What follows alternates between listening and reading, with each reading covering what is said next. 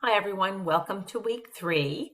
Thank you so much for the fabulous discussion in week 2 and all of the personal stories and experiences everyone shared. They were really moving and they really, I think, helped provide some authenticness to what we're studying. It wasn't just a philosophical thing. We really got to hear about people's experiences. So again, thank you, and thank you so much for sharing your stories. Also, thank you to those of you who sort of pushed the envelope for themselves a little and tried a video post. I always appreciate people trying new technology, and it's great to get to know each other a little bit better that way. So anybody who would like to try that this week, I encourage you. It's really not too terrible of a thing to go through. Just remember to include your references in the post when you put it there so you can get full credit.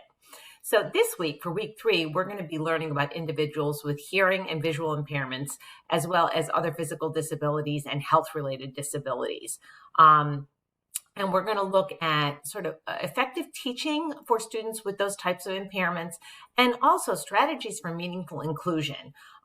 We learned about the IDEA, and from that we know that students should always have a preference of being in a general education environment, being with their peers, not just the access, but meaningfully included. So think about that as you're thinking about inclusion and children with these types of disabilities.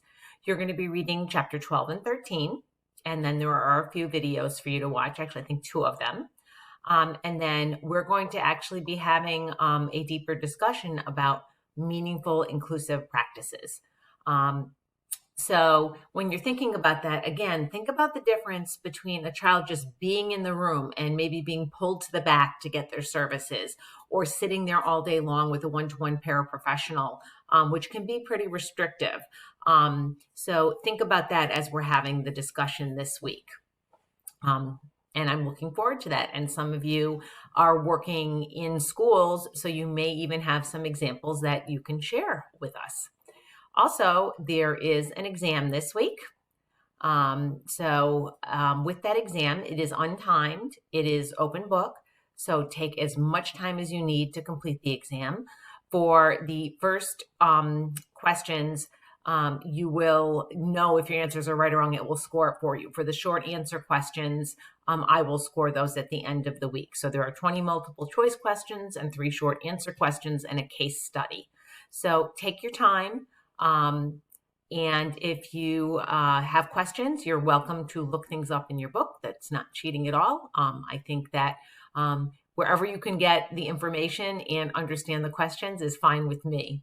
Also, a few of you have asked about late assignments.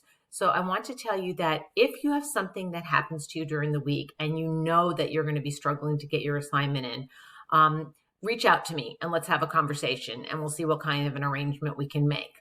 If you have something that comes up unexpectedly and you just don't get your assignment in, you do have till the end of the following week. So if you missed week 2 assignment, you will have until the end of week 3, until midnight on Saturday to complete it, but there is a 30% deduction for a late assignment. Also, please know that you cannot turn in a late discussion. If you miss the Thursday deadline for your initial post to the prompt, you will not get a score in the top half of the rubric. You can get a score for the participation part, the bottom portion of the rubric. And then once the discussion is closed at midnight on Saturday, the discussion is closed and there's no more participation. Again, I encourage you to participate early in the week and spread your posts out over the course of the week. That way we can have some richer, more robust conversations together. I look forward to hearing from all of you, and have a lovely week. Also, have a wonderful Easter next weekend. Bye-bye.